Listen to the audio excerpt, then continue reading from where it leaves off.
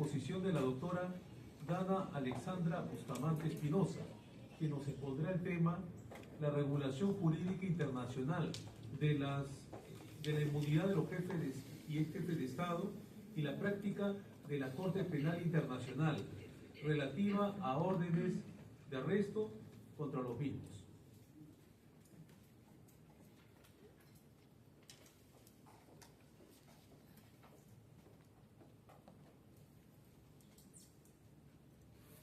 Hay que recordar que tenemos 15 minutos de exposición por cada ponente. Buenas tardes con todos. Es para mí un honor estar esta tarde aquí y dirigirme a todos ustedes en el marco de este segundo Congreso Peruano de Derecho Internacional. Permítanme extenderles un cordial saludo al moderador aquí presente, ponentes y distinguido público. El tema de mi ponencia será la regulación jurídica internacional de la inmunidad de los jefes y ex jefes de Estado y la práctica de la Corte Penal Internacional relativa a las órdenes de arresto contra los mismos.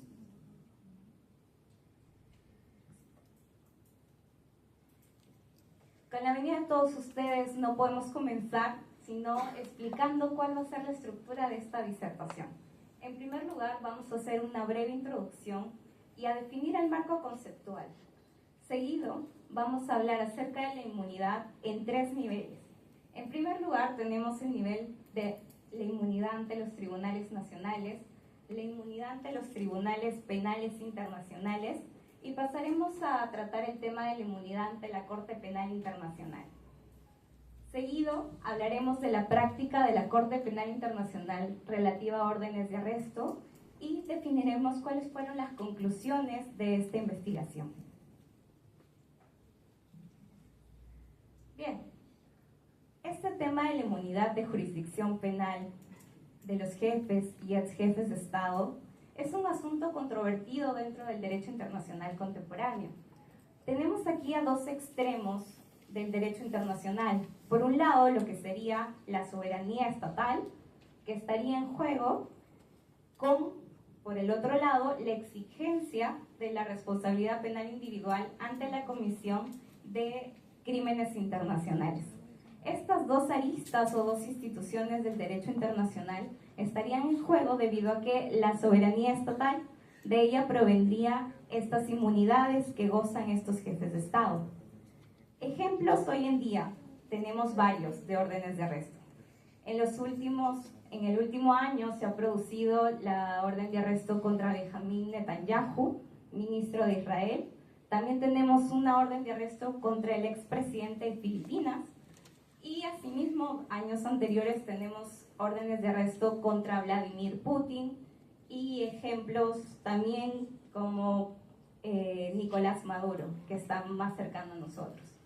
Esto corroboraría la vigencia de este tema y también la relevancia que tiene definir cómo o cuál es el estado actual de la inmunidad de jurisdicción penal, y lo haremos viendo tres casos en específicos en los cuales la Corte Penal Internacional se ha pronunciado. Siguiente diapositiva, por favor. Bien, para entrarnos al marco conceptual, no podemos proceder con la investigación sin definir ciertos aspectos como lo que sería la inmunidad. El autor Héctor Olazolo la define como ese principio que imposibilita la jurisdicción sobre estos jefes de Estado. Por otro lado, tenemos ¿qué sería la inmunidad de los representantes de los Estados? La ex relatora de la Comisión de Derecho Internacional señala que es el principio del que gozan ciertos funcionarios ante el ejercicio de la jurisdicción. De esta inmunidad de los representantes del Estado devienen dos tipos. Inmunidad personal, por un lado, que sería aquella que cubre todos los actos realizados durante el desempeño del cargo, y del otro lado tenemos la inmunidad funcional. Esto está ligado al acto, no a la persona, por lo cual cubre únicamente aquellos actos realizados a título oficial. De este marco podemos señalar que las inmunidades, especialmente la inmunidad de jurisdicción penal de los jefes de Estado, tienen su fuente en el derecho consuetudinario, lo cual va a ser importante recordar en lo que sigue de la exposición. Seguimos, por favor.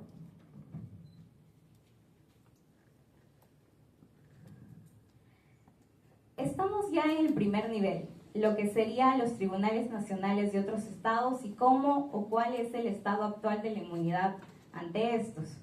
Tenemos un caso muy particular de la Corte Internacional de Justicia. Es el caso de la orden de detención del 11 de abril del 2000 de la República Democrática del Congo contra Bélgica. En ella, la Corte Internacional de Justicia se pronunció respecto a la inmunidad personal, señalando que esta no es, que no habría una excepción a esta inmunidad, por lo cual sí se aplicaría. Respecto a la inmunidad funcional, sin embargo, jurisprudencia y doctrina no están de acuerdo, no hay un consenso. Al no haber este consenso, viene o traemos a colación este proyecto de artículos sobre la inmunidad de jurisdicción penal extranjera de los funcionarios del Estado, que está siendo trabajado por la Comisión de Derecho Internacional desde el año 2007. Ya van muchos años y dentro de este proyecto de artículos podemos señalar en específico el artículo 7. En este artículo 7 se pronuncia la CDI sobre justamente la inmunidad funcional, señalando que esta sí se podría exceptuar en el caso que los jefes de Estado hayan cometido crímenes internacionales. Ahí podemos ver cómo no hay un consenso todavía en inmunidad funcional.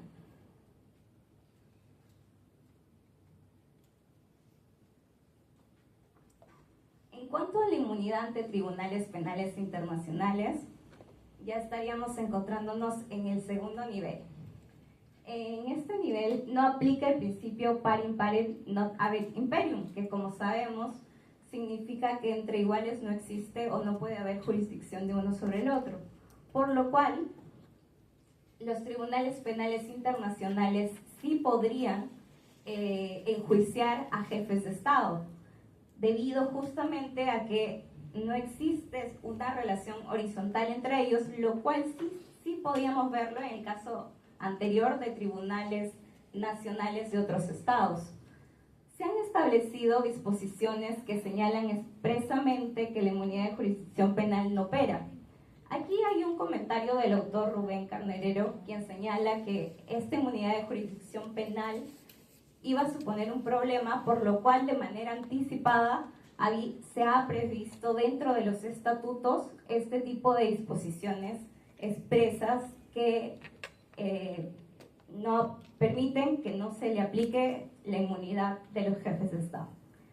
Y por último, una idea desde Nuremberg, bueno, por último en este punto, desde Nuremberg hasta llegar a la Corte Penal Internacional, se ha consolidado la idea de que el cargo oficial no exime de responsabilidad penal.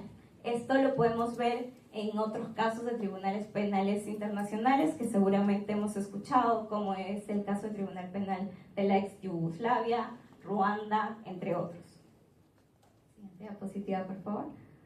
Bien, la inmunidad de la Corte Penal Internacional la podemos ver cristalizada en este artículo 27 del Estatuto de Roma. En ella señala expresamente, voy a leer: el presente estatuto será aplicable por igual a todos sin distinción alguna basada en el cargo oficial. En particular, el cargo oficial de una persona, sea jefe de Estado o de gobierno, en ningún caso le eximirá de responsabilidad penal.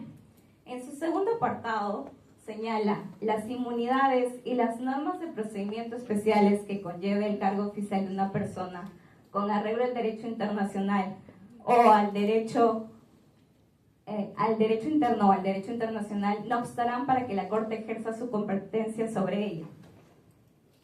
Por lo cual se puede sostener la existencia de una norma consuetudinaria que exceptúa la inmunidad de jurisdicción penal ante, ya lo hemos visto, tribunales penales nacionales, pero también ante la Corte Penal Internacional.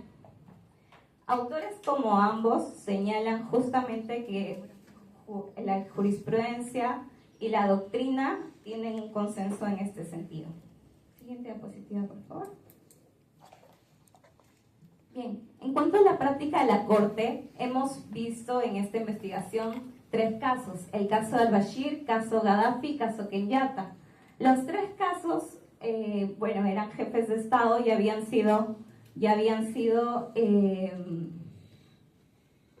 acusados por cometer crímenes de competencia de la Corte Penal Internacional. Destacamos el caso de al-Bashir, pues fue la primera vez en que el Consejo de Seguridad remitió un caso a la Corte Penal Internacional. Asimismo, fue la primera vez que la Corte Penal Internacional vio el caso de genocidio o el crimen de genocidio, y también fue la primera vez en la cual se acusaba a un jefe de Estado en activo. Siguiente diapositiva, por favor. Al ver